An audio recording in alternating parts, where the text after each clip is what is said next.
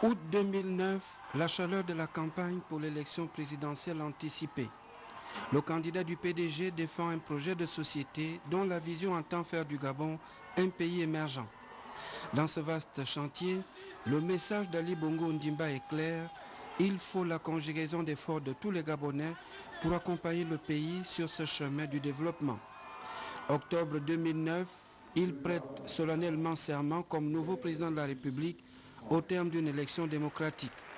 Ici, l'ancien candidat PDG reste fidèle à sa philosophie, le travail dans un esprit de concertation et de dialogue permanent avec l'ensemble des couches de la nation quand il s'agit des questions patriotiques touchant hautement l'intérêt supérieur de la nation. À chacune de ces différentes interventions, le chef de l'État le confirme. Il nous est certes arrivé de nous quereller, de nous disputer, mais nous sommes toujours parvenus malgré tout à rester unis grâce à la hauteur d'esprit et la forte volonté collective de préserver les fondements de notre vivre ensemble. C'est le fait d'un certain discours politique et d'une certaine pratique du pouvoir mettant l'accent sur ce qui nous unit plutôt que ce qui nous divise. Attentif aux propositions et aux suggestions de toutes les bonnes volontés et à celles des patriotes existantes au sein de notre classe politique, je travaille inlassablement à ce qu'il en soit ainsi. Notre démarche, comme je le répète à souhait, s'inspire de la sagesse légendaire de mes illustres prédécesseurs, les présidents Léomba et Omar Bongo Ondimba, qui ont été des artisans infatigables du socle sur lequel repose tout notre édifice institutionnel. Avec plus d'une trentaine d'années d'activité politique, Ali Bongo Ondimba peut se targuer d'avoir accumulé une grande expérience pratique. Le sens du dialogue, c'est l'une de ses priorités dans sa vision parce que pour lui, c'est ensemble qu'on est fort. Le Gabon a besoin des forces physiques et les idées de tous ses fils pour avancer, pour peu que ceux-ci soient animés d'un esprit patriotique et d'une haute idée de la nation. La question sur le dossier du différend frontalier de l'île Mbagné, c'est l'un des derniers exemples pratiques de l'importance accordée à la concertation par le chef de l'État. Nous savons que le président de la République bénéficie aujourd'hui du soutien de la majorité de la population gabonaise.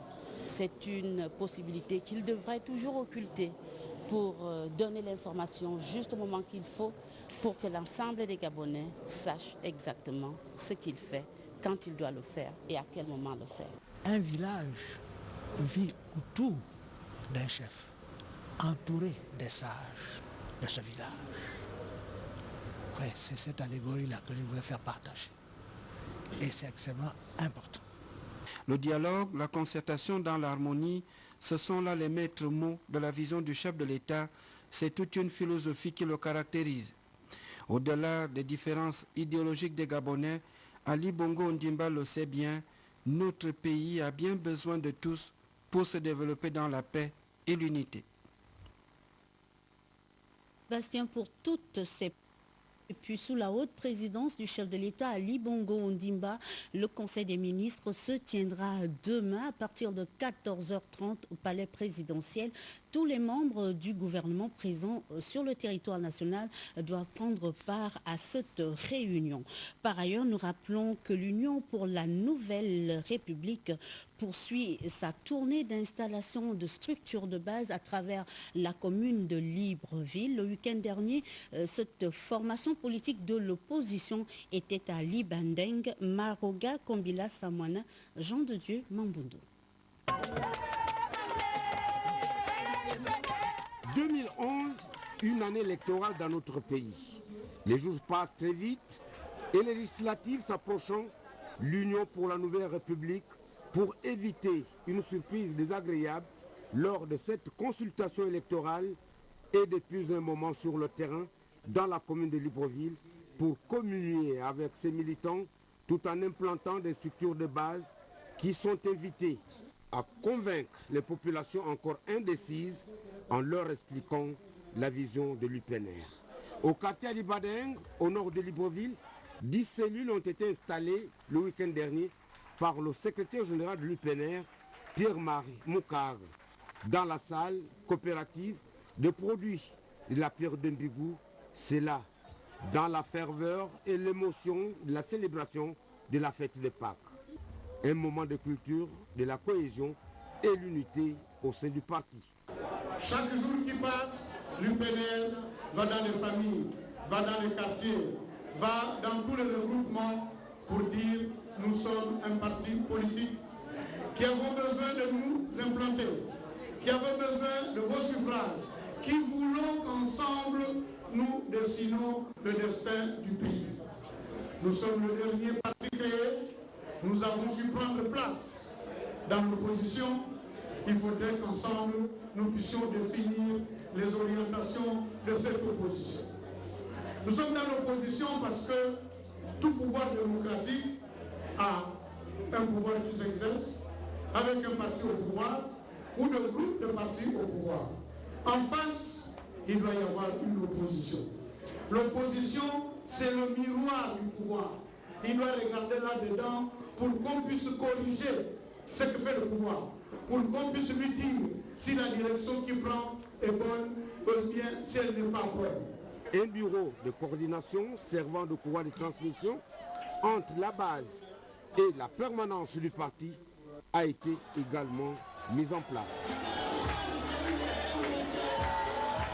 Le Parti social-démocrate n'est pas en reste. Le leader de cette formation politique, Pierre Claver Magenga Moussavou, a tenu un point de presse au cours duquel il a édifié l'opinion nationale sur l'utilisation de la biométrie dans notre processus électoral. Fabien Guy Okinvele et Jean-Pierre Moussouami d'Itimboué. Le Parti social-démocrate, qui avait décliné une invitation similaire à l'occasion de celle sur les îles Mbagné et Konga, marque son accord pour des discussions qui devront porter non sur l'opportunité de l'utilisation de la biométrie, mais sur un calendrier de réalisation d'un enrôlement des électeurs en utilisant des éléments de biométrie qui, pour être fiables, verraient chaque citoyen en âge de voter se présenter devant l'inscripteur avec, premièrement, un acte de naissance, deuxièmement, une carte d'identité ou un passeport, troisièmement, un acte de naissance de son père, quatrièmement, un acte de naissance de sa mère et ou un livret de mariage de ses parents afin de pallier la faiblesse du fichier d'état civil. Il est évident que pour que la biométrie soit fiable, tous les bureaux de vote doivent être interconnectés sur l'ensemble du territoire pour éviter les votes multiples. Sans cette interconnexion, la biométrie ne servirait absolument à rien. Nous revenons également ce soir sur cette tournée politique initiée par les ministres du Parti démocratique gabonais originaires de la province de Logoué-Ivindo dans le canton Tan-Loli. Avec les populations, les discussions ont porté essentiellement sur les prochaines consultations électorales. Blandine Adamvé, Eric Moukoko. Prendre langue avec les populations, les rassurer, les conforter et parler avec elles des prochaines élections législatives. La descente de terrain du ministre du Budget Emmanuel Issoze Ngonde et du ministre délégué à la Santé Claudine Memvoula rentre dans le cadre des échanges qui se veulent désormais permanents dans le canton Tan-Loli. Pendant 3 jours, ils ont communié avec les populations qui leur ont réservé un accueil des plus chaleureux.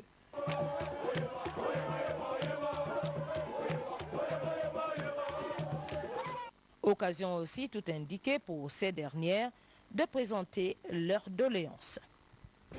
Cette visite est l'occasion pour nous d'échanger avec vous sur les problèmes auxquels nous faisons face au quotidien. Les populations de notre quartier souhaitent l'implantation de 2 nouvelles fontaines publiques pour répondre aux besoins de l'heure. Par ailleurs, l'étroitesse de structures scolaires et la distance obligent donc les parents à inscrire leurs enfants ailleurs. Très jeunes pour la plupart, ils parcourent de longues distances. Les membres du gouvernement étaient accompagnés des honorables Paulette Koro, Bernabé Ndaki, du sénateur Crépin Attendé, des membres du bureau politique et du Conseil national du Parti démocratique gabonais, histoire de mieux faire passer leur message. Nous allons demander vos avis et votre bénédiction, parce qu'on ne peut pas travailler pour la province et pour le pays sans avoir la bénédiction des parents. Andok, oyez! Nous avons besoin de votre soutien. Le président de la République a dit que notre province va avoir une place centrale dans le développement du Gabon. Nous avons toutes les richesses et il nous a dit d'être unis, de travailler ensemble et de le soutenir afin qu'il puisse aider au développement de notre province et de notre ville. Le ministre Isso Zengondé a profité de ces moments pour présenter le nouveau ministre délégué à la santé, avec ce focus sur le soutien des populations du canton Ntanlouli à l'action du chef de l'État basée sur le développement durable de notre pays. Un autre point d'attention concerne cette double activité du Premier ministre chef du gouvernement Paul Biya-Oguemba. Ce jour, il s'est entretenu avec des hommes d'affaires angolais qui souhaitent investir dans notre pays. Ensuite, il a présidé une réunion préparatoire à une mission à Sao Tomé et Principe, compte rendu Bernadette.